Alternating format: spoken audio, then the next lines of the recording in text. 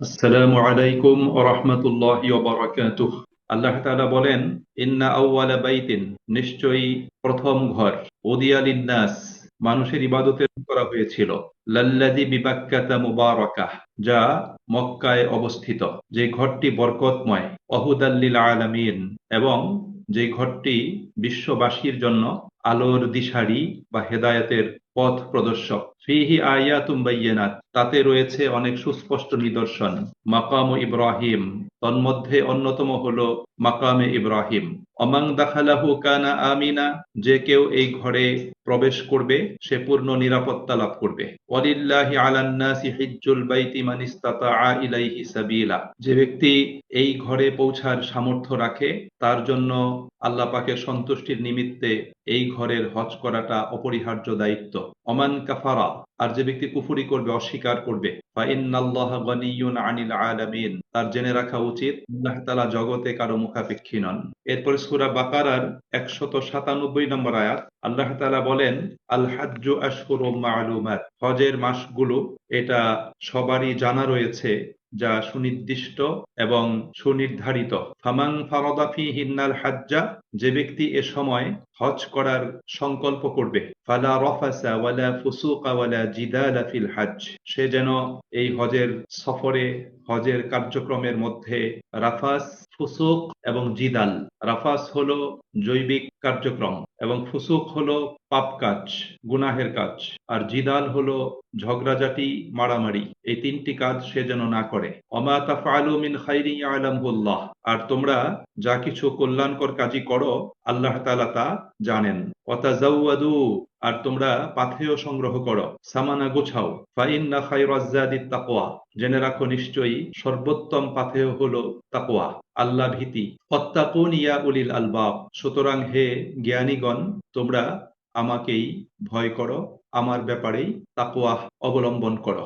আল্লাহ নবী সাল্লাল্লাহু আলাইহি ওয়াসাল্লাম তার একটা খুতবাতে, তার একটা ভাষণে তিনি বলেছিলেন, আইয়ুহান নাস, হে লোকেরা, কাদ ফারাদাল্লাহু আলাইকুমুল হাজ্জা ফাহাজ্জু, আল্লাহ তোমাদের উপর ফরজ করেছেন, সুতরাং তোমরা হজ করো। তখন এক লোক, একজন সাহাবী আল্লাহ রাসূলকে জিজ্ঞাসা করলেন, আকুল্লা আমিন ইয়া রাসূলুল্লাহ, যে আমাদেরকে কি প্রতি বছরই হজ করতে হবে? আল্লাহ রাসূল চুপ থাকলেন। লোকটি পরপর তিনবার প্রশ্ন করলেন। তখন নবী করিম সাল্লাল্লাহু আলাইহি ওয়াসাল্লাম বললেন, লাউ কুলতু নাআম, আমি যদি বলতাম হ্যাঁ, প্রতি বছরই হজ করতে হবে, লা ওয়াজাবাত, তাহলে সেটা তোমাদের জন্য অপরিহার্য কর্তব্য হয়ে যেত। ওয়ালা মাস্তাতাআতুম, কিন্তু তোমরা সেটা পালন করতে পারতে না। সম্মানিত ভাই এবং বোনেরা, হজ ইসলামের পঞ্চ বুনিয়াদের অন্যতম একটি আমল, একটি ইবাদত। আল্লাহ সুবহানাহু ওয়া তাআলা তিনি শারীরিকভাবে সুস্থ এবং আর্থিকভাবে সামর্থ্যবান এমন প্রত্যেক নারী এবং পুরুষের উপর জীবনে একবার হজ করাটাকে ফরজ করে দিয়েছেন। অর্থাৎ যিনি শারীরিকভাবে সুস্থ আছেন এবং আর্থিকভাবে সচ্ছল আছেন, আল্লাহর ঘর পর্যন্ত যেতে পারবেন, এবং যে কদিন হজের সফরে থাকতে হবে সে কদিন সফরের খরচ বহন করতে পারবেন, এবং তার অবর্তমানে পরিবারেরও খরচ বহন করা তার দ্বারা সম্ভব হবে, এই ধরনের ব্যক্তিদের উপর আল্লাহ রাব্বুল আলামিন জীবনে একবার হজ করাটাকে ফরজ করে দিয়েছেন। হজের ফরজিয়ত কোরআনুল কারীম, রাসূল করিম সাল্লাল্লাহু আলাইহি ওয়াসাল্লামের সুন্নাহ এবং শরীয়তের বিধিবিধান প্রমাণের যে সমস্ত উৎসগুলো রয়েছে, ইজমা কিয়াস সহ প্রতিটি উৎসের মাধ্যমে হজ মুমিন মুসলমানদের জন্য একটি ফরজ ইবাদত হিসাবে এটি প্রমাণিত। আল্লাহ সুবহানাহু ওয়া তাআলা কোরআনুল কারীমে হজকে যারা অস্বীকার করবে, হজ যারা পালন করবে না, আল্লাহ তাআলা তাদের ব্যাপারে বলেছেন, তাদের জেনে রাখা উচিত আল্লাহ তাআলা জগতে কারো মুখাপেক্ষী নন। এবং এই ব্যাপারে রাসূল করিম সাল্লাল্লাহু আলাইহি সাল্লাতু ওয়াসসালাম তিনি বলেছেন, যে ব্যক্তির উপর হজ ফরজ হলো কিন্তু সে হজ করলো না, তার শরীয়তের কোনো ওজরও নাই, এই অবস্থায় সে যদি মৃত্যুবরণ করে, আল্লাহ রাসূল বলেছেন সে ইহুদি অথবা খ্রিস্টান হয়ে মৃত্যুবরণ করুক, তাতে কিছুই আসে যায় না। এভাবে রাসূল করিম সাল্লাল্লাহু আলাইহি সাল্লাতু ওয়াসসালাম তিনি আমাদের সামনে হজের বিষয়টাকে সুস্পষ্টভাবে তুলে ধরেছেন। সম্মানিত ভাই এবং বোনেরা, আল্লাহ রাব্বুল আলামিন কোরআনুল কারীমের একাধিক আয়াতে হজের এবং উমরাহ পালনের নির্দেশ আল্লাহ পাক প্রদান করেছেন। সূরা বাকারার 196 নম্বর আয়াতে আল্লাহ তাআলা একই সাথে হজ এবং উমরার নির্দেশ দিয়েছেন। আল্লাহ বলেছেন, ওয়া আতিম্মুল হাজ্জা ওয়াল উমরাতা লিল্লাহ, তোমরা আল্লাহর জন্য হজ এবং উমরাহকে পূর্ণ করো। এছাড়া কোরআনুল কারীমের আরো বিভিন্ন আয়াতে, সূরা বাকারাতে, সূরা আলী ইমরানে, সূরা আল মাইদাতে, সূরা হাজে আল্লাহ সুবহানাহু ওয়া তাআলা হজের ব্যাপারে বিস্তারিত আলোচনা উপস্থাপন করেছেন। হাদিসেও রাসূল করিম সাল্লাল্লাহু আলাইহি ওয়াসাল্লাম হজের ব্যাপারে তিনি ব্যাপক আলোচনা এবং দিক নির্দেশনা দান করেছেন। হজের ফরজিয়ত, হজ পালন করার লক্ষ্য এবং উদ্দেশ্য, হজ পালন করার তাৎপর্য, হজ পালন করার বিভিন্ন কার্যাবলীর বিস্তারিত বর্ণনা, হজের ফজিলত, পালন না করার কঠিন পরিণতি, সবগুলো বিষয়ই রাসূল করিম সাল্লাল্লাহু আলাইহি ওয়াসাল্লামের হাদিস দ্বারা প্রমাণিত। আল্লাহ নবী সাল্লাল্লাহু আলাইহি ওয়াসাল্লাম যারা হজ এবং উমরাহ সম্পাদন করবে তাদেরকে আল্লাহ রাব্বুল আলামিনের প্রতিনিধি বলেছেন। তিনি বলেছেন তারা হলো ওয়াফদুল্লাহ, আল্লাহ পাকের প্রতিনিধি, আল্লাহ পাকের মেহমান। আল্লাহ রাব্বুল আলামিন তাদের প্রতি এত বিশাল অনুগ্রহ দান করেছেন এবং তাদেরকে সম্মান ও মর্যাদা দিয়েছেন যে তারা আল্লাহ পাকের কাছে যেই দোয়া করবে আল্লাহ পাক সেই দোয়া কবুল করার প্রতিশ্রুতি প্রদান করেছেন। রাসূল করিম সাল্লাল্লাহু আলাইহি ওয়াসাল্লাম তিনি তার একটি বক্তব্যে বলেছেন, আল উমরাতু ইলাল উমরাহ, এক উমরা থেকে আরেক উমরাহ, কাফফারাতুল লিমা বাইনাহুমা, এই দুই উমরার মধ্যবর্তী সময়ের জন্য এটা কাফফারা হয়ে যাবে। অর্থাৎ জীবনে একবার উমরা করেছে, পরবর্তীতে আবার উমরা করলো, আল্লাহ রাব্বুল আলামিন মধ্যবর্তী সময়ের ছোট গুনাহগুলো তার পরবর্তী উমরার দ্বারা মাফ করে দিবেন। সুবহানাল্লাহ। আল্লাহ নবী সাল্লাল্লাহু আলাইহি সাল্লাম বলেছেন, আল হাজ্জুল মাবরুর লাইসা লাহু জাযা ইল্লাল জান্নাহ, হজ্জে মাবরুর অর্থাৎ ত্রুটি মুক্ত হজ, অথবা যেই হজে অধিক পরিমাণে কল্যাণকর আমল করা হবে, নেকির কাজ করা হবে, সেই হজ, আল্লাহ রাসূল বলেছেন এই হজের প্রতিদান শুধুমাত্র জান্নাত, জান্নাত ব্যতীত অন্য কোনো প্রতিদান নাই। রাসূল করিম সাল্লাল্লাহু আলাইহি ওয়াসাল্লাম বলেছেন যারা হজ করবে এবং হজে কোনো অন্যায় এবং অশ্লীল কাজ করবে না, তারা সদ্য প্রসূত নিষ্পাপ শিশুর মতো অবস্থা নিয়ে তারা প্রত্যাবর্তন করবে। নিষ্পাপ শিশুর যেমন কোনো গুনাহ থাকে না এবং গুনাহ করার কোনো টেন্ডেন্সিও থাকে না, এটা আমাদের মনে রাখতে হবে। হাদিসটার কিন্তু আমরা সঠিক ব্যাখ্যাটা অনেকেই কিন্তু উপস্থাপন করে না। সঠিক ব্যাখ্যাটা হলো যে শিশু বাচ্চাদের সাথে তুলনা করেছেন রাসূল করিম সাল্লাল্লাহু আলাইহি ওয়াসাল্লাম। লক্ষ্যটা কি? এক নম্বর হলো শিশু বাচ্চার কোনো গুনাহ নাই, সে কোনো গুনাহ করে নাই। আর একটা হলো শিশু বাচ্চার গুনাহ করার কোনো টেন্ডেন্সি নাই, সে কোনো গুনাহ করার কোনো চিন্তাই তার ভিতরে নাই। এজন্য যারা হজ করে যারা ফিরে আসবে সেখানে তওবা ইস্তেগফার করবে, হজের আমলগুলো করবে, এর মাধ্যমে আল্লাহ তাদের পূর্বের গুনাহগুলো মাফ করে দিবেন এবং তারা এমন অবস্থা চেতনা নিয়ে ফিরে আসবে যে শিশু বাচ্চার মতো তাদের গুনাহ করার কোনো টেন্ডেন্সি মানসিকতা থাকবে না। অর্থাৎ তারা যে কদিন পৃথিবীতে বেঁচে থাকবে সে কদিন তারা গুনাহ মুক্ত অবস্থায় এবং গুনাহের চিন্তা মুক্ত চিত্ত নিয়ে তারা পৃথিবীতে অবস্থান করবে। এজন্যই কিন্তু এখানে এই তুলনাটা করেছেন রাসূল করিম সাল্লাল্লাহু আলাইহি ওয়াসাল্লাম। সম্মানিত ভাই এবং বোনেরা, এই হজ আল্লাহ রাব্বুল আলামিন মুমিনদের উপর ফরজ করেছেন। আমরা অনেকে একাধিকবার হজ করেছি, উমরা করেছি। আমাদের প্রত্যেকের জন্যই আজকের ক্লাসটা কিন্তু খুব গুরুত্বপূর্ণ। যারা করেছি তাদের জন্য গুরুত্বপূর্ণ, যারা এবছর করব তাদের জন্য গুরুত্বপূর্ণ, যারা ভবিষ্যতে হজ উমরার নিয়ত পোষণ করছি যে আল্লাহ পাকের কাছে চাচ্ছি আল্লাহ যেন নিয়ে যান, তাদের জন্য খুবই গুরুত্বপূর্ণ। একটা জিনিস আমাদের মনে রাখতে হবে যে মানুষের ইবাদতের, মানুষের আমলের, দ্বীন ও ঈমানের শিক্ষার, ইসলামী শিক্ষার কোনো শেষ নেই। আমি যদি এই ক্লাসটা জানি কোরআন এবং সুন্নাহর আলোকে, তাহলে আমি যদি পূর্বে হজ করে থাকি সেখানে আমার কোন কোন দুর্বল পয়েন্টগুলো ছিল, কোন কাজটা কিভাবে করা উচিত ছিল কিন্তু সেটা সেই মানে হয়নি, এই বিষয়টা আমি উপলব্ধি করতে পারবো। এটা আমাদের উপলব্ধিতে, এটা আমাদের প্রত্যেকের চলে আসবে। সম্মানিত ভাই এবং বন্ধুরা, তাহলে হজ এমন একটা ইবাদত, এক নম্বর হচ্ছে ফরজ ইবাদত, যার উপর ফরজ হয়েছে তাকে এটা অবশ্যই পালন করতে হবে। এবং আল্লাহ নবী সাল্লাল্লাহু আলাইহি ওয়াসাল্লাম হজ পালনে বিলম্ব করতে নিষেধ করেছেন। সুনানে ইবনু মাজাতে হাদিস রয়েছে, আল্লাহ নবী সাল্লাল্লাহু আলাইহি ওয়াসাল্লাম বলেছেন যার উপর হজ ফরজ হবে তার বিলম্ব না করে তাৎক্ষণিক হজ পালন করা দরকার। কারণ এমন হতে পারে তার উপর কোনো মুসিবত চেপে বসবে অথবা কোনো বিধি নিষেধ তার উপর চলে আসবে এবং তার যে সুযোগ ছিল, সামর্থ্য ছিল, এটা বিনষ্ট হয়ে যাবে, তখন সেটা সে পালন করতে পারবে না। এই জন্য বিলম্ব না করে যথাশীঘ্র হজের কার্যক্রমটা সুসম্পন্ন করা, এটাই হলো ঈমানের দাবি, এটাই হলো ইসলামী জীবন বিধানের সঠিক রূপরেখা এবং দৃষ্টিভঙ্গি। এটা আমাদের প্রত্যেককে মনে রাখতে হবে। হজ এটা জীবনে একবারই ফরজ করেছেন আল্লাহ সুবহানাহু ওয়া তাআলা।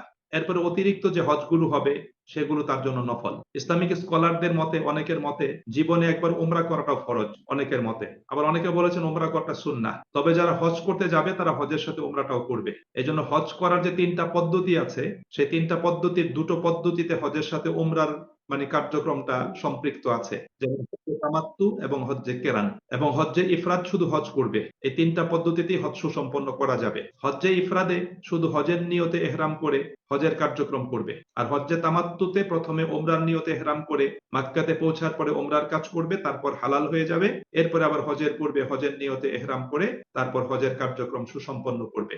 অর্থাৎ দুই এহরামে দুইটা কাজ করবে। আর হজ্জে কেরান হলো একই এহরামে দুইটা কাজ করবে, একই সাথে ওমরা এবং হজের নিয়ত করবে। প্রথমে মক্কাতে পৌঁছার পরে ওমরার কার্য সুসম্পন্ন করে তিনি সেই এহরাম অবস্থায় থেকে যাবেন এবং সেই একই এহরামে তিনি হজের কাজ সুসম্পন্ন করবেন। তাহলে এখানে হজের সাথে ওমরার যে প্রভিশন, এটা ইসলামী শরীয়তে এটা স্বীকৃত। এটা কোরআনুল কারিমেও এই প্রসঙ্গে আল্লাহ রাব্বুল আলামিন সূরা বাকারাতে আলোচনা করেছেন। আল্লাহ তাআলা বলেছেন, ফামান তামাত্তাআ বিল উমরাতি ইলাল হজ, যে ব্যক্তি হজের সাথে ওমরার সুবিধা গ্রহণ করবে। এখানে আল্লাহ তাআলা হজ্জে তামাত্তুর প্রসঙ্গটা আল্লাহ সুবহানাহু ওয়া তাআলা আলোচনা করেছেন। সম্মানিত ভাই এবং বোনেরা, আল্লাহ সুবহানাহু ওয়া তাআলা নবী ইব্রাহিমের মাধ্যমে তিনি হজের ঘোষণা দিয়েছিলেন। ইব্রাহিম আলাইহিস সালাতু ওয়াস সালামকে আল্লাহ রাব্বুল আলামিন কাবা ঘর নির্মাণ করার পরে তিনি ঘোষণা দিতে বলেছিলেন, আযান দিতে বলেছিলেন। সূরা হজের ভিতর রয়েছে, আল্লাহ তাআলা নির্দেশ প্রদান করেছিলেন, ওয়াজ্জিন ফিন নাসি বিল হজ, যে হে নবী তুমি মানুষের মাঝে, হে নবী ইব্রাহিম মানুষের মাঝে হজের ঘোষণা দান করো। ইয়াতুকা রিজালা, তারা তোমার নিকটে পায়ে হেঁটে আসবে। ওয়া আলা কুল্লি দামিরিন, এবং দুর্বল ও ক্ষীণকায় ওটের পিঠে চড়ে আসবে। মিন কুল্লি ফাজ্জিন আমিক, অনেক দূর দূরান্ত এবং দুর্গম জায়গা থেকে। আল্লাহ রাব্বুল আলামিন এই ঘোষণাটা দিয়েছিলেন নবী ইব্রাহিম আলাইহিস সালাতু ওয়াস সালামের মাধ্যমে। উলামায়ে কেরামদের বক্তব্য, ইব্রাহিম যে আযান দিয়েছিলেন, যে ঘোষণাটা দান করেছিলেন, আল্লাহ রাব্বুল আলামিন সেই ঘোষণাটা আদম সন্তানদের কর্ণকুহরে আল্লাহ পাক পৌঁছে দিয়েছিলেন। যাদের কর্ণকুহরে আল্লাহ পাকের পক্ষ থেকে সেই ঘোষণা পৌঁছানো হয়েছিল, তারা হজ করার সুযোগ তারা লাভ করবেন জীবনে একাধিকবার। আল্লাহ রাব্বুল আলামিন সেই বিধানটা এখানে প্রদান করেছেন। সম্মানিত ভাই এবং বন্ধুরা, মুসলমানদের ব্যক্তিগত, সমাজ, জাতীয় এবং আন্তর্জাতিক জীবনে হজের শিক্ষা এবং তাৎপর্য অপরিসীম। প্রত্যেকটা ইবাদতের একটা শিক্ষা আছে, একটা লক্ষ্য আছে, একটা উদ্দেশ্য আছে এবং তাৎপর্য আছে। এবং এক একটা ইবাদতের দাবি এক এক রকম। যেমন 5 ওয়াক্ত সলাতের দাবি একরকম, আবার জুমার সলাতের দাবি একরকম, ঈদের সলাতের দাবি একরকম, রমাদানের সিয়ামের দাবি তাৎপর্য একরকম, আবার হজের দাবিটা একরকম। এজন্য হজের তাৎপর্যটা আমাদের প্রত্যেকের বোঝা দরকার। হজটা এমন একটা ইবাদত যে হজের মাধ্যমে মুসলিমদের মাঝে ঐক্য, সংহতি, ভ্রাতৃত্ব, ভালোবাসা, সৌহার্দ্য তৈরি হবে। এজন্য আল্লাহ পাক হজকে ফরজ করে দিয়েছেন। আমরা জানি যে ইসলাম একটা কমিউনিটি রিলিজিয়ন এবং এই কমিউনিটিটা এটা বিশ্বব্যাপী এর পরিধি এবং বিস্তৃতি।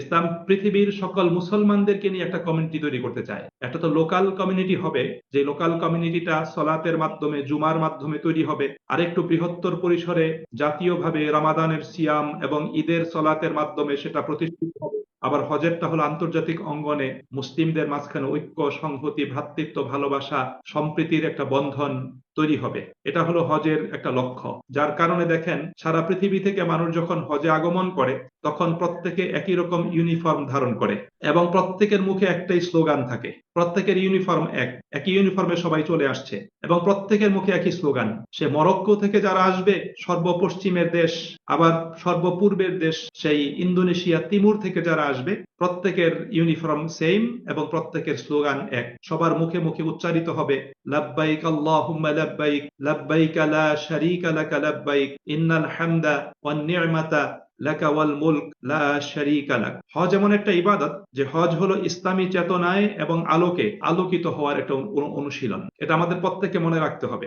একটা জিনিস মনে রাখতে হবে যে আনুষ্ঠানিকতা এবং সামাজিকতার নাম কিন্তু ইবাদত না, এটা আমাদের মনে রাখতে হবে। প্রত্যেকটা ইবাদতের লক্ষ্য হলো আল্লাহ পাকের কাছে সাবমিশন, আল্লাহ পাকের কাছে নিজেকে সাবমিট করা। একজন মুমিন ব্যক্তি নিজেকে যত সুন্দরভাবে, যত পারফেক্টলি আল্লাহ পাকের কাছে নিজেকে সাবমিট করতে পারবে, তার ইবাদত ততই পারফেক্ট হবে, তার ইবাদতটা ততই আল্লাহ পাকের নৈকট্যে তাকে নিয়ে যাবে। এজন্য হজের উদ্দেশ্যটাই হলো যে মানুষ হজ সম্পাদন করে একসাথে অবস্থান করে ইসলামী চেতনায় এবং আলোকে তারা সমৃদ্ধ হবে। হজের সফরটা এটা আখেরাতের যাত্রার সফরের মতো। তাকে স্মরণ করিয়ে দিবে এই পৃথিবী আমার চিরস্থায়ী নিবাস নয়, আমাকে পৃথিবী ছেড়ে আখেরাতের জীবনে পদার্পণ করতে হবে। এবং আখেরাতের সফরের সাথে হজের সফরের একটা মিল আছে। আখেরাতের সফরের যে ড্রেস, যে ইউনিফর্ম, এই হজের ড্রেস এবং ইউনিফর্মের সাথে একদম পুরোপুরি মিল রয়েছে।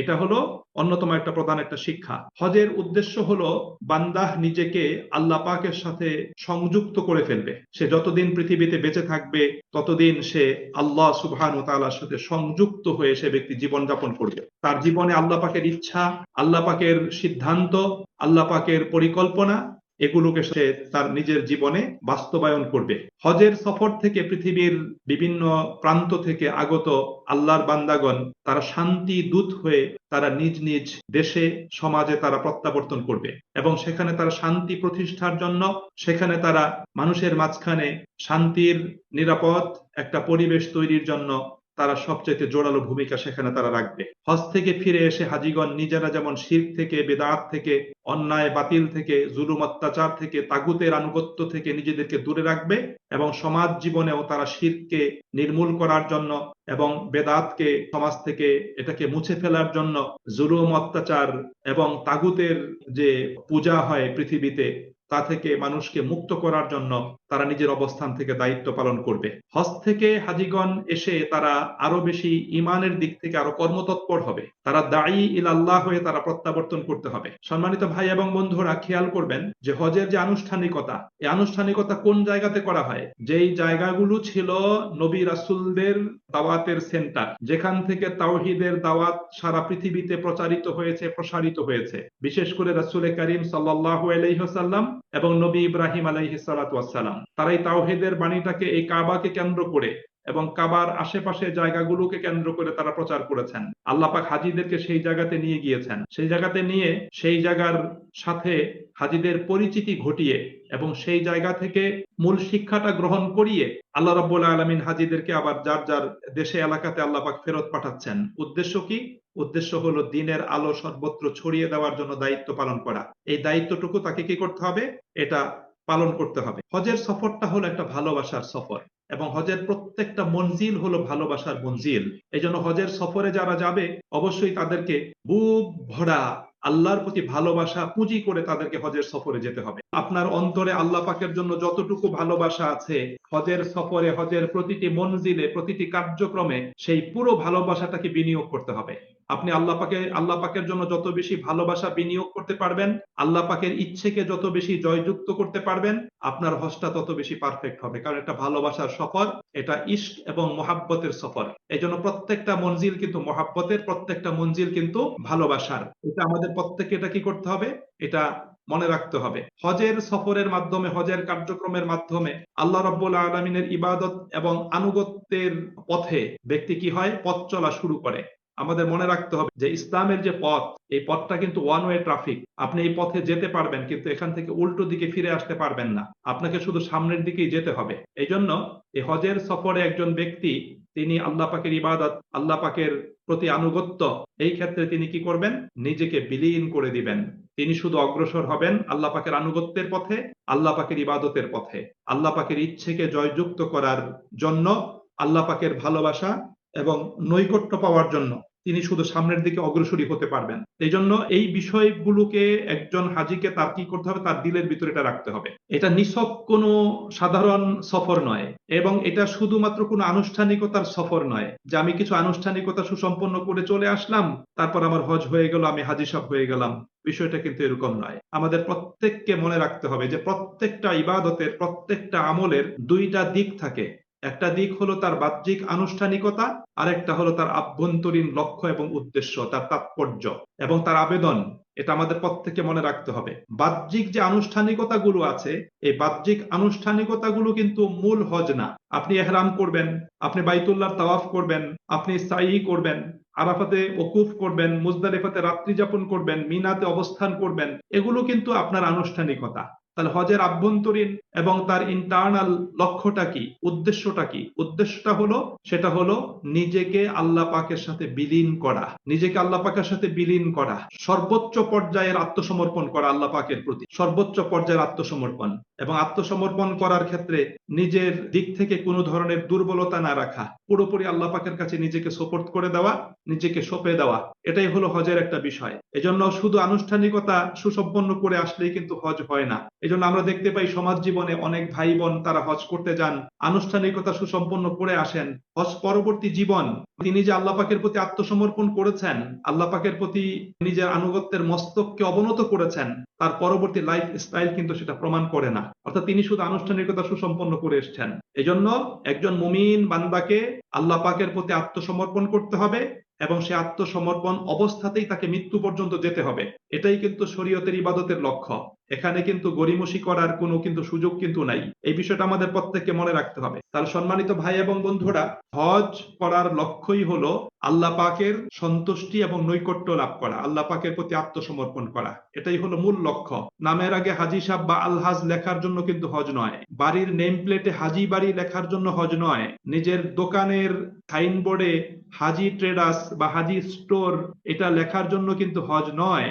এটা আমাদের প্রত্যেককে মনে রাখতে হবে। হজ এটা হলো আল্লাহ পাকের পক্ষ থেকে আরোপিত একটি ফরজ ইবাদত। উদ্দেশ্য হলো আল্লাহ পাকের প্রতি পরিপূর্ণ আত্মসমর্পণ এবং আল্লাহর প্রতিনিধি হিসাবে যাওয়া এবং পূর্ণ প্রশিক্ষণ গ্রহণ করে আল্লাহ পাকের প্রতিনিধি হিসাবে নিজের সমাজে দেশে ফিরে এসে আল্লাহ পাকের প্রতিনিধি হিসাবে দ্বীনের দায়ী হিসাবে তাকে যথাযথ রূপে ভূমিকা এবং দায়িত্ব পালন করা। এটা হলো হজের অন্যতম প্রধান একটা লক্ষ্য। আপনি একটা জিনিস লক্ষ্য করবেন যে আল্লাহ রাব্বুল আলামিন কিন্তু আপামর জনসাধারণ অর্থাৎ সকল মানুষের উপর কিন্তু আল্লাহ পাক হজ ফরজ করেন নাই। আল্লাহ হজ ফরজ করেছেন কাদের উপরে? আল্লাহ হজ ফরজ করেছেন সমাজে যারা লিডার, যারা প্রভাবশালী, অর্থাৎ যারা অর্থবিত্তের মালিক সমাজে, এই প্রভাবশালী অর্থ সম্পদশালী লোকগুলো যারা সমাজের রুলার হিসেবে যারা কাজ করে, সমাজে যারা নেতৃত্ব দান করে, সমাজকে যারা পরিচালনা করে, আল্লাহ রাব্বুল আলামিন এই লোকগুলোর উপর হজকে ফরজ করে দিয়েছেন। কারণ কি? কারণ হলো এই লোকগুলো সমাজে নেতৃত্ব দান করে, এই লোকগুলো আল্লাহ পাকের ঘরে গিয়ে এবং নবীদের স্মৃতি বিজড়িত জায়গাগুলো তারা পরিদর্শন করে, সেখানে অবস্থান করে, সেখানে সুনির্দিষ্ট কার্যক্রম সুসম্পন্ন করে তারা পরিপূর্ণ ট্রেনিং নিয়ে তারা ফিরে আসবে। এসে তারা কি করবে? তাদের সমাজকে পরিবর্তন করবে, সমাজকে বদলাবে, সমাজকে উন্নত করবে, সমাজ সংস্কারের কাজ করবে, সমাজকে পরিশুদ্ধ করবে, সমাজের মানুষকে তারা আলোর পথ দেখাবে, সমাজের মানুষকে তারা শান্তির পথ দেখাবে, তারা কল্যাণের পথ দেখাবে। এই দায়িত্ব মানে যাতে সুচারুরূপে সুন্দরভাবে সুসম্পন্ন করা যায়, সেজন্যই কিন্তু আল্লাহ সুবহানাহু ওয়া তাআলা সমাজের এই শ্রেণীর উপর আল্লাহ রাব্বুল আলামিন কি করেছেন? হজটাকে ফরজ করে দিয়েছেন। কিন্তু দুর্ভাগ্যজনক হলো সত্য, দেখেন আল্লাহ পাক যে উদ্দেশ্যে হজটাকে ফরজ করেছেন, শুধু আনুষ্ঠানিকতা সুসম্পন্ন করে লোকগুলো চলে আসে, কিন্তু সঠিক শিক্ষাটা তারা গ্রহণ করে আসে না। যার কারণে অধিকাংশ আল্লাহর ঘর থেকে ফিরে আসা হাজী সাহেবগণ তারা পরবর্তী জীবনে তারা দ্বীনের প্রতিনিধি হিসাবে, দায়ী হিসাবে তারা কিন্তু দায়িত্ব পালন করে না। কারণ সেই শিক্ষাটা তারা পায় নাই। এই জন্য শিক্ষাটা তাদেরকে কি করতে হবে? এই শিক্ষাটা তাদেরকে গ্রহণ করতে হবে। সম্মানিত ভাই এবং বন্ধুরা, হজের সফরের জন্য কিছু প্রস্তুতি, প্রিপারেশন দরকার। প্রথম প্রস্তুতি হলো মানসিক প্রস্তুতি, অর্থাৎ মন থেকে হজটাকে ধারণ করা, যে আমি হজ করতে যাচ্ছি, কেন যাচ্ছি এটা বুঝা, উপলব্ধি করা, হজের লক্ষ্য উদ্দেশ্যটা বোঝা এবং নিজের মনে প্রাণে এটাকে ধারণ করা, মনে প্রাণে নিজেকে তৈরি করা। এটা হলো প্রথম প্রস্তুতি। দ্বিতীয় প্রস্তুতি হলো আপনার পড়াশোনা করে, শিক্ষা গ্রহণ করে হজের জন্য প্রস্তুতি গ্রহণ করা।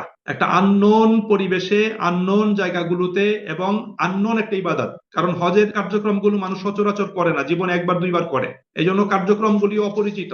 এই জন্য ভালো প্রশিক্ষণ গ্রহণ করা হজের জন্য। এই জন্য আমি অনেককেই বলে থাকি যে আপনি যখন হজ করবেন, আপনার হজের জন্য প্রিপারেশনটা মিনিমাম 1 বছর আগে নেওয়া দরকার বা 6 মাস আগে নেওয়া দরকার। 6 মাস থেকে নিজেকে তৈরি করবেন শিক্ষা গ্রহণ করার মাধ্যমে। কিন্তু দুর্ভাগ্যজনক হলো সত্য, আমাদের দেশের মানুষ শিক্ষা গ্রহণ করতে চায় না। এজন্য প্রকৃত হজের শিক্ষা গ্রহণ করার জন্য কোরআনুল কারিমে হজ রিলেটেড যে সমস্ত আয়াতগুলো আছে, এগুলো প্রত্যেকের অর্থ সহ, ব্যাখ্যা সহ প্রত্যেকের পড়া দরকার। মানে হজ রিলেটেড যে সমস্ত আয়াত, যেমন সূরা বাকারার 114 থেকে 129 নম্বর আয়াত, 142 থেকে 158 নম্বর আয়াত, 189 নম্বর আয়াত, 196 থেকে নিয়ে 203 নম্বর আয়াত, সূরা আলী ইমরানের 96, 97 নম্বর আয়াত, সূরা হজের 26 থেকে 38 নম্বর আয়াত, সূরা ইব্রাহিমের 35 থেকে 41 নম্বর আয়াত, সূরা কুরাইশ, তারপরে সূরা আল ফাত এর 27 নম্বর আয়াত, সূরা সফফাতের 100 থেকে 110 নম্বর আয়াত, সূরা তাওবার 3 নম্বর আয়াত, সূরা মাইদার 1, 2 এবং 95 নম্বর আয়াত। এই আয়াতগুলো প্রত্যেকের অর্থ এবং তাৎপর্য সহ এগুলি প্রত্যেকের পড়া দরকার।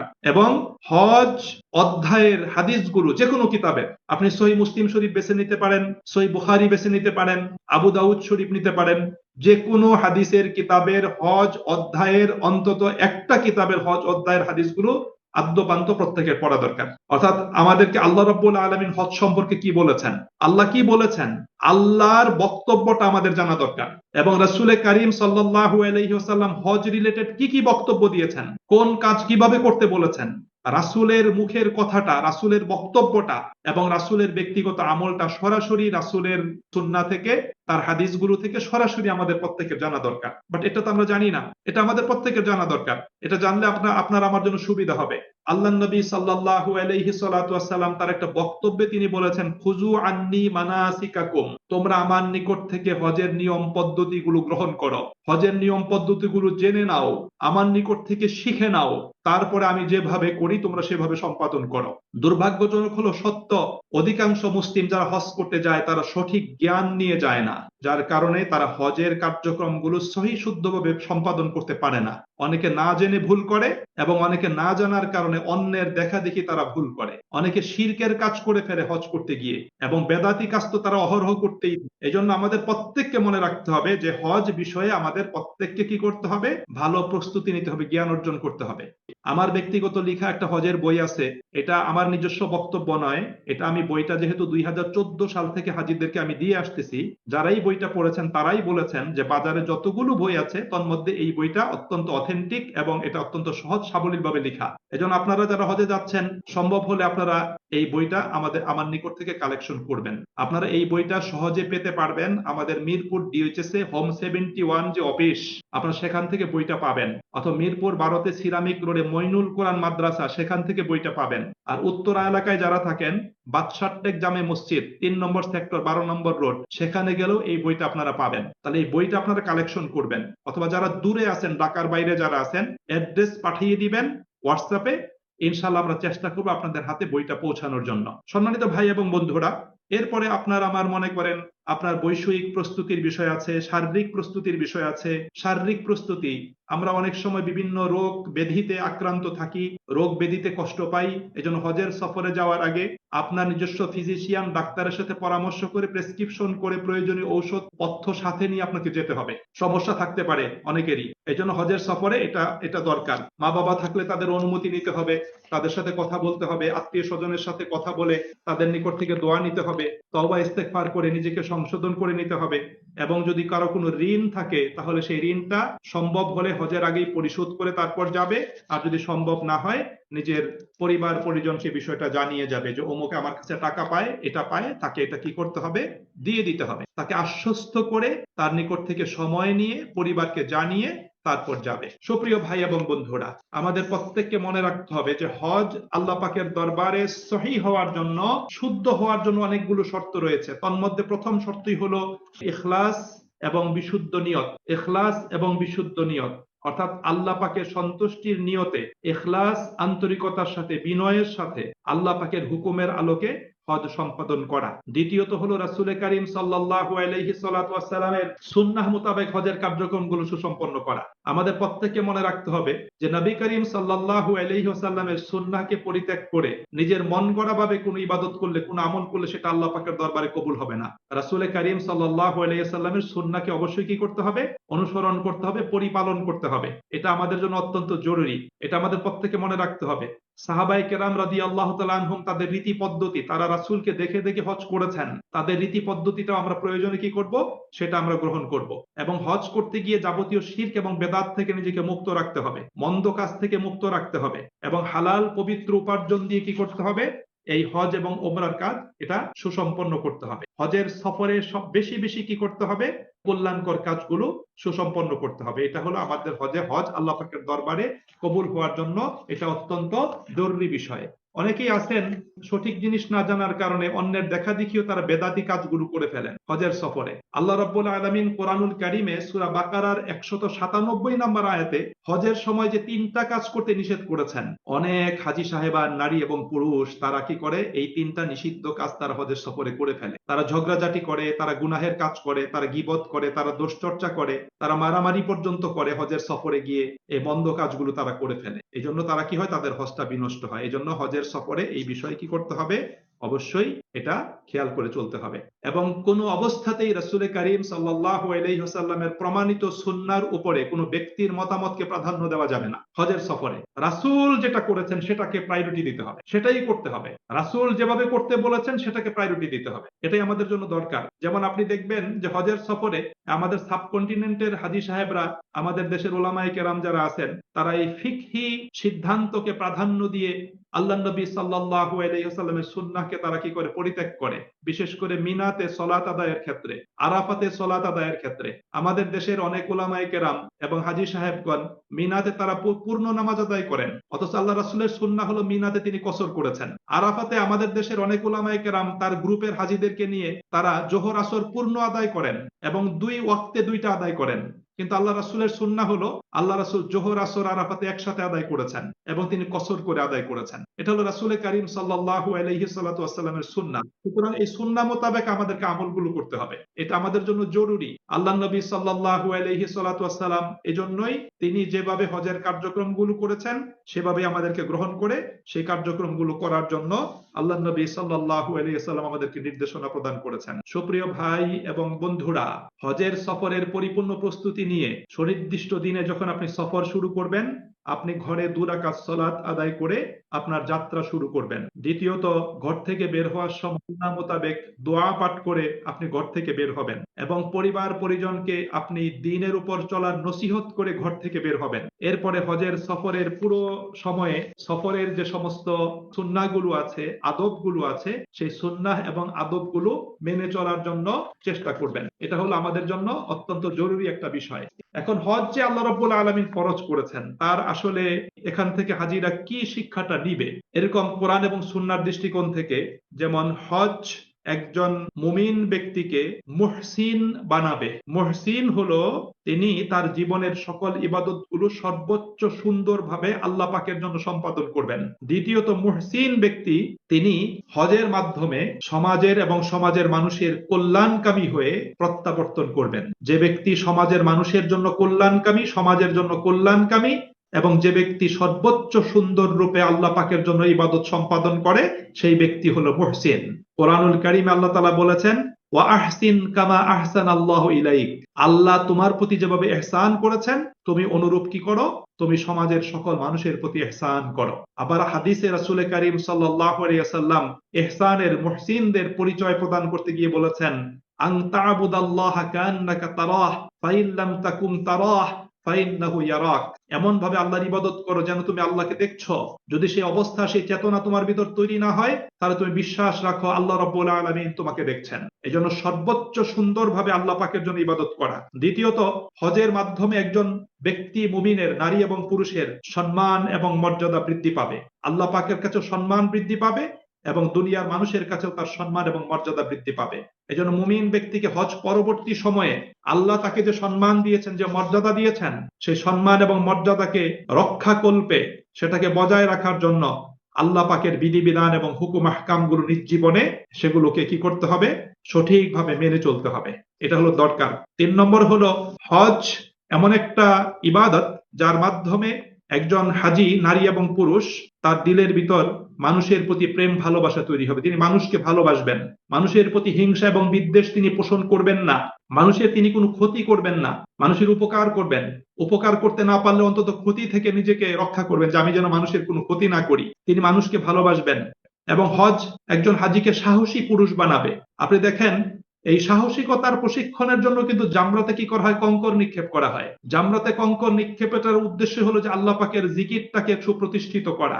জামরা হলো সকল শয়তানি অপশক্তির একটা প্রতীক। একজন হাজী সকল শয়তানি অপশক্তিকে তিনি কি করবেন, তিনি না বলবেন এবং তার প্রতি ঘৃণা পোষণ করবেন এবং তিনি পরবর্তী জীবনে শয়তানি অপশক্তির সাথে কোনো ধরনের সম্পর্ক রক্ষা করবেন না, বরং শয়তানি অপশক্তিকে নির্মূল করার জন্য, দুর্বল করার জন্য তিনি সাহসী ভূমিকা রাখবেন।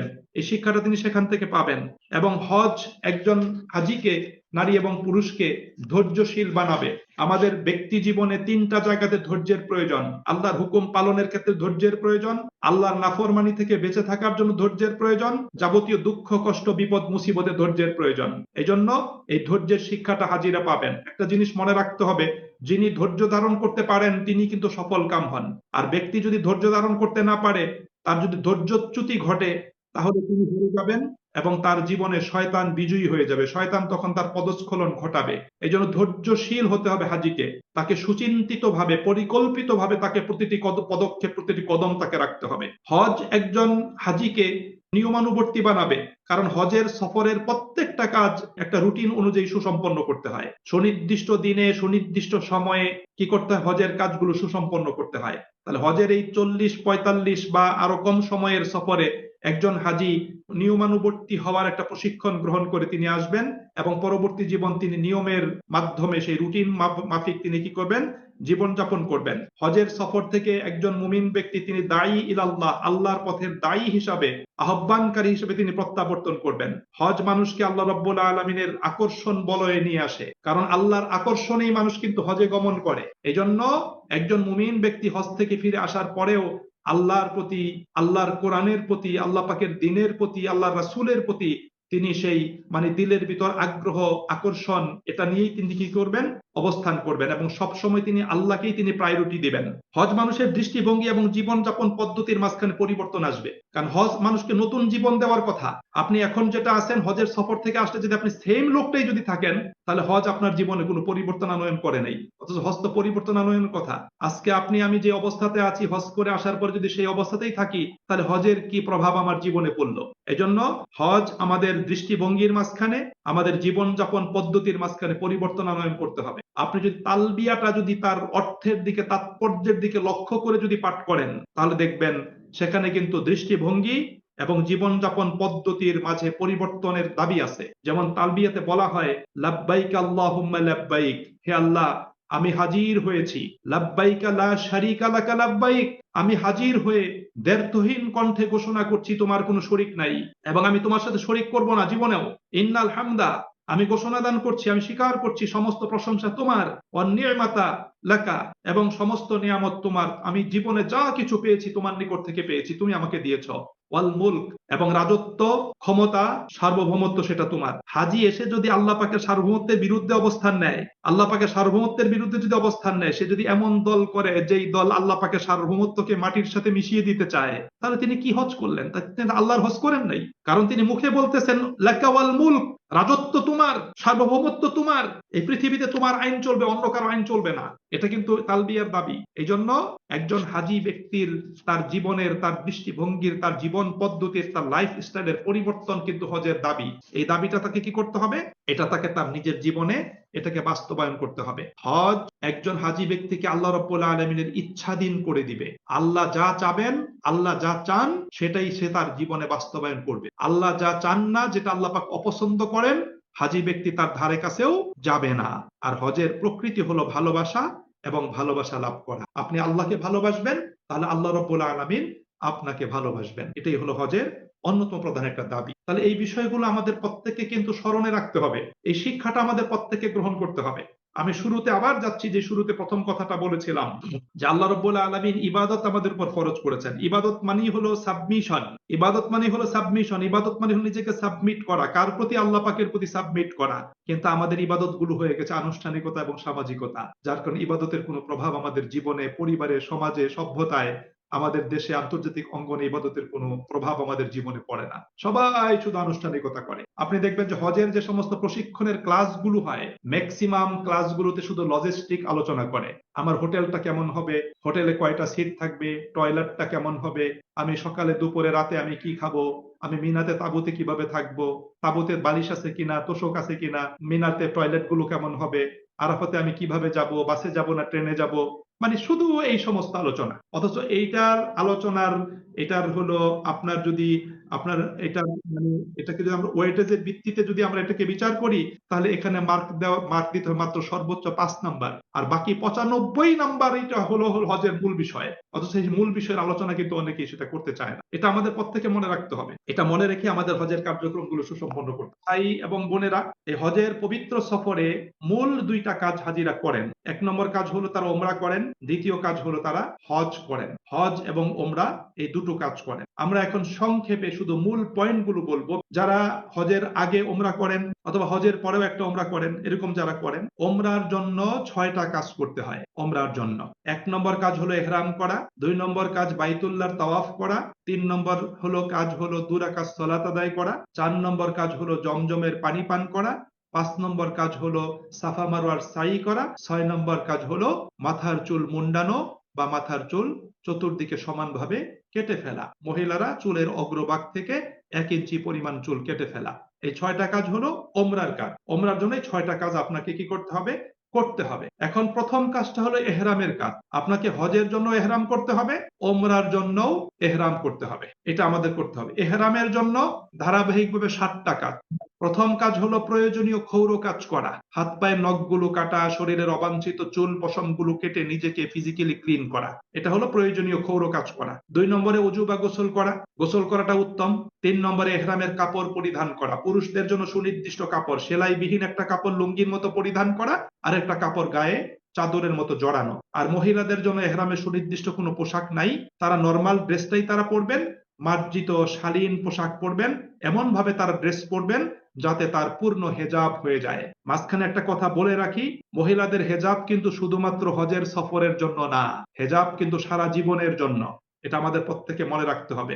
আমাদের অনেক বোন আছে, তারা আগে হেজাব করেন না, হজের সফরে হেজাব করেন, আবার হজ থেকে আসার পরে সে হেজাব খুলে আগের মতোই হয়ে যান। তাহলে তিনি আল্লাহ পাকের কাছে তা আত্মসমর্পণ করলেন না, আল্লাহ পাকের বিধান তো তিনি পালন করলেন না। এজন্য মনে রাখতে হবে, এই হেজাব এটা আমার সারা জীবনের হেজাব। এজন্য হেজাবের বিধান একজন নারীকে পরিপূর্ণরূপে মেনে চলতে হবে এবং হেজাবের বিধান পুরুষকেও মেনে চলতে হবে। এই ক্ষেত্রে ঘরের মহিলাদেরকে পূর্ণ সহযোগিতা প্রদান করতে হবে, এটা আমাদের জন্য জরুরি। এই জন্য মহিলাদের জন্য হজের সফরে তারা নর্মাল ড্রেসটাই তারা পরবেন, শালীন মার্জিত এবং পূর্ণ হেজাব করে তারা ইহরামের ড্রেস পরিধান করবেন। 4 নম্বরে একটু সুগন্ধ ব্যবহার করা, 5 নম্বরে 2 রাকাত সালাত আদায় করা। এই 5টা কাজ হলো ইহরামের প্রস্তুতিমূলক কাজ। আমি আবার বলছি, 1 নম্বর ক্ষৌর কাজ করা প্রয়োজনীয়, 2 নম্বর ওযু বা গোসল করা, 3 নম্বরে ইহরামের কাপড় পরিধান করা, 4 নম্বরে একটু সুগন্ধ ব্যবহার করা, ইহরাম করার আগে সুগন্ধ ব্যবহারটা সুন্নাহ, এটা করা, 5 নম্বরে 2 রাকাত সালাত আদায় করা, তাহিয়াতুল ওযু নিয়তে 2 রাকাত সালাত আদায় করা, এবং পরবর্তীতে ইহরামের মূল কাজ হলো 2টা, নিয়ত করা এবং তালবিয়া পড়া। যদি আপনি ওমরা করেন, ওমরার নিয়তে আপনি বলবেন লাব্বাইকা আল্লাহুম্মা উমরাহ, লাব্বাইকা আল্লাহুম্মা উমরাহ, এটা আপনি বলবেন। আবার হজের সময় যখন আপনি ইহরাম করবেন, তখন বলবেন লাব্বাইকা আল্লাহুম্মা হাজ্জা, লাব্বাইকা আল্লাহুম্মা হাজ্জা। এরপরে আপনি তালবিয়া পাঠ করবেন, লাব্বাইক আল্লাহুম্মা লাব্বাইক, লাব্বাইক লা শারীকা লাকা লাব্বাইক, ইন্নাল হামদা ওয়ান নি'মাতা লাকা ওয়াল মুলক লা শারীকা লাক। আপনি তালবিয়া করবেন। আপনাকে ইহরামের কাজ, এই 7টা কাজের মাধ্যমে আপনার ইহরামের কাজ কমপ্লিট হয়ে গেল। ইহরামের জন্য আল্লাহ রাসূল সাল্লাল্লাহু আলাইহি ওয়াসাল্লাম অনেকগুলো মিকাত নির্ধারণ করে দিয়েছেন। এখন আমরা প্লেনে যাওয়ার কারণে সুনির্দিষ্ট মিকাতে আমরা অবতরণ করতে পারি না। এজন্য সুন্নাহ হলো আপনি ইহরামের প্রস্তুতিমূলক 5টা কাজ করে বিমানে উঠবেন, এবং মিকাত যখন আপনি ক্রস করবে, যখন বিমান থেকে অ্যানাউন্স করা হবে যে আমরা কিছুক্ষণের ভিতর মিকাত ক্রস করব, আপনারা ইহরাম করে নেন। আপনি সেই সময়ে নিয়ত এবং তালবিয়াটা সেই সময় প্লেনে করবেন। তাহলে এটা কি হয়?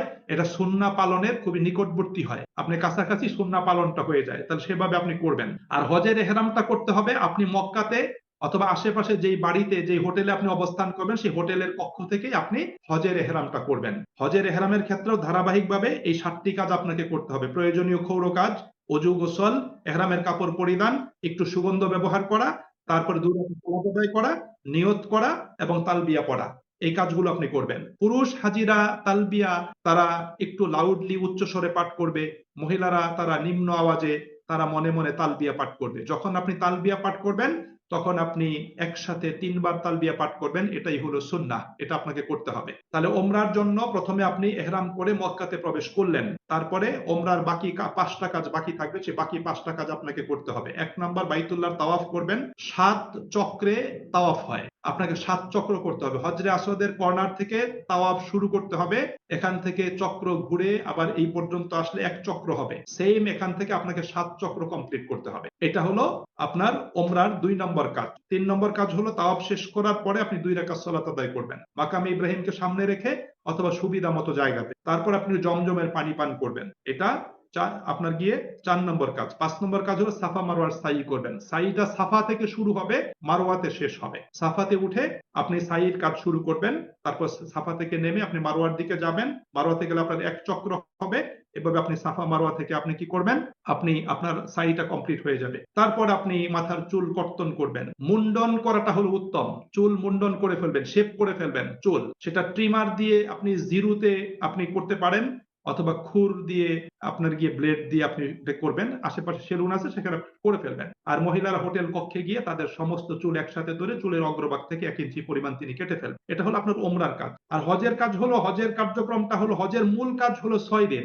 8ই জুলহাজ্জা থেকে নিয়ে 13ই জুলহাজ্জা, 8, 9, 10, 11, 12, 13, এই 6 দিন হলো হজের কাজ। হাজিদেরকে সাধারণত 7 তারিখ 7ই জিলহজ রাত থেকেই মিনাতে নিয়ে যায়। এখন এই হজের যে দিনগুলো আছে, এই দিনগুলোর পৃথক পৃথক নাম আছে। 8ই জুলহাজ্জাকে বলে ইয়াউমুত তারবিয়া, ইয়াউমুত তারবিয়া বলে। 9ই জিলহজ হলো ইয়াউম আরাফা, এটাই হলো হজের দিন। এরপর 10ই জিলহজকে বলে ইয়াউমুন নাহার, কুরবানির দিন, 10ই জিলহজ।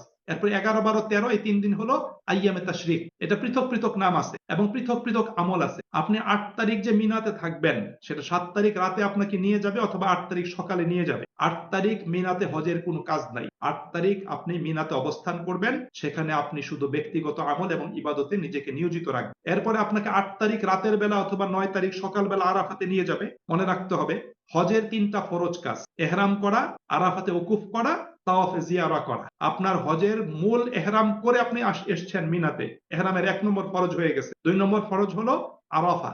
হাদিসে রাসূলে কারীম সাল্লাল্লাহু আলাইহি ওয়াসাল্লাম বলেছেন, আল হাজ্জু ইয়াউমু আরাফা, আরাফাতের দিনটাই হলো হজ। এজন্য আরাফাতে আপনাকে সেখানে কি করতে, ওকুফ করতে হবে। এখন আরাফাতের তো পুরো চিত্র তো চেঞ্জ হয়ে গেছে, আগের মতো তো নাই, আগের মতো খোলা ময়দান এখন নাই। আরাফাতেও কি করতে হয়, তাঁবুর ভিতরে অবস্থান করতে হয়। সেখানেও এসি আছে, সেখানেও বিছানাপত্র সবকিছু আছে। সেখানে একদম আমরা অনেক টাকার 5 স্টার হোটেলের মতো আরাফাতের ময়দানে সেখানে আমরা অবস্থান করি। হাজিদের অনেক কি হয়েছে, অনেক কষ্ট কমে গেছে। এখন হজটা হয়ে গেছে অনেক আধুনিক এবং যান্ত্রিক হজ, অনেক আধুনিক সুযোগ সুবিধা সম্বলিত হজ, অনেক বস্তু এবং উপকরণ খুব সহজ লভ্য একটা হজ এখন হয়ে গেছে। যার কারণে হজের মূল প্রাণ সত্তা বা হজের স্বাদ কমে গেছে। হজের প্রাণ সত্তা অনুধাবন এবং হজের মজা এবং হজের স্বাদ এটা এখন কমে গেছে। এখন সবকিছু যান্ত্রিক। আপনি প্লেনে যাচ্ছেন, 5 স্টার হোটেলে থাকতেছেন, আপনি এসি বাসে করে মিনাতে যাচ্ছেন, আরাফাতে যাচ্ছেন, সেখান থেকে আবার আসতেছেন, সব জায়গাতে এসি, সব জায়গাতে খাদ্য দ্রব্য পানীয়, কোনো কিছুর ঘাটতি নাই, কোনো কিছুর কমতি নাই। যার কারণে একদম হাজিরা একদম আরাম প্রিয় হয়ে গেছে। তারা এখন মানে শুধু যখন পাচ্ছে তখন আরামে ঘুমোচ্ছে, গল্প করতেছে, নানা কথা বলতেছে। বাট এভাবে তাদের মানে শুধু একটা আনুষ্ঠানিকতা সুসম্পন্ন করে তারা ফিরে চলে আসছে। এই জন্য এই বিষয়টা আমাদের প্রত্যেকে খেয়াল রাখতে হবে। হজের প্রাণ সত্তা অনুধাবন করতে হলে আপনাকে তাঁবুর ভিতর থেকে বের হতে হবে। হজের প্রাণ সত্তা অনুধাবন করতে হলে আপনাকে কিছু সময় পায়ে হাঁটতে হবে। আপনাকে সেই গোটা পরিবেশটা লক্ষ্য করতে হবে। লক্ষ লক্ষ মানুষের স্রোতে আপনাকে মিশতে হবে। সকলের কণ্ঠে কণ্ঠ মিলিয়ে আপনাকে তালবিয়া পাঠ করতে হবে। এই কাজগুলো আপনাকে করতে হবে। আপনাকে প্রাণ খুলে মন উজাড় করে দিয়ে আল্লাহ পাকের দরবারে হাত তুলে আপনাকে কি করতে হবে, প্রার্থনা করতে হবে। আপনার পা গুলো ধুলো মলিন হতে হবে, আপনাকে একটু জীর্ণ শীর্ণ হতে হবে। তাহলে আপনি হজের মূল প্রাণ সত্তা এবং তার মজাটা আপনি আস্বাদন করতে সক্ষম হবেন। এটা আমাদের প্রত্যেককে মনে রাখা দরকার। এটা না হলে কিন্তু নয়। সুপ্রিয় ভাই এবং বন্ধুরা, তাহলে 9 তারিখ আপনাকে আরাফাতে নিয়ে গেল, ওকুফে আরাফা করলেন, সন্ধ্যা পর্যন্ত আরাফাতে অবস্থান। সন্ধ্যার ঠিক যখন সূর্য অস্তমিত হবে, তখন থেকে এই হাজিরা, লক্ষ লক্ষ হাজিরা আরাফাত থেকে তারা মুজদালেফাতে চলে আসবেন। মুজদালেফাতের যে রাত, এটা হলো 10ই জুলহিজ্জার রাত। এই মুজদালেফাতে রাত্রি যাপন করাটা হলো ওয়াজিব। এখানে রাত্রি যাপন করবেন। তাহলে আরাফাতে জোহর এবং আসরের সালাত একসাথে কসর করে আদায় করা, এটাই রাসূলের সুন্নাহ। মুজদালেফাতে মাগরিব এবং এশা কসর করে একসাথে আদায় করাটা সুন্নাহ, সেখানে রাত্রি যাপন করা। আরাফাতে ব্যাপক দোয়া করতে হবে আল্লাহ পাকের দরবারে। মুজদালেফাতেও রাতের শেষ প্রহরে, বিশেষ করে ফজরের সালাত আদায় করে সূর্য উদিত হওয়ার আগ পর্যন্ত 2 হাত তুলে, মানে চোখ, দিলটাকে বিগলিত করে, চোখটাকে অশ্রু সজল করে আল্লাহ রাব্বুল আলামিনের দরবারে ব্যাপক দোয়া করতে হবে। এটা আমাদের জন্য দরকার। এরপর 10ই জুলহাজ্জা সকালবেলা আপনি মুজদালেফা থেকে আবার মিনাতে আসবেন। মিনাতে এসে, মিনাতে সেদিন আপনাকে 10ই জুলহাজ্জা অনেকগুলো কাজ করতে হবে। 1 নম্বর কাজ হলো বড় জামরাতে কঙ্কন নিক্ষেপ করতে হবে 60টি। দ্বিতীয় কাজ হলো কুরবানি করতে হবে, যদি আপনি তামাত্তু এবং কেরান হজকারী হন, কোরবানি করতে হবে। তৃতীয়ত আপনার কাজ হলো মাথার চুল মুন্ডাতে হবে, চুল কর্তন করতে হবে।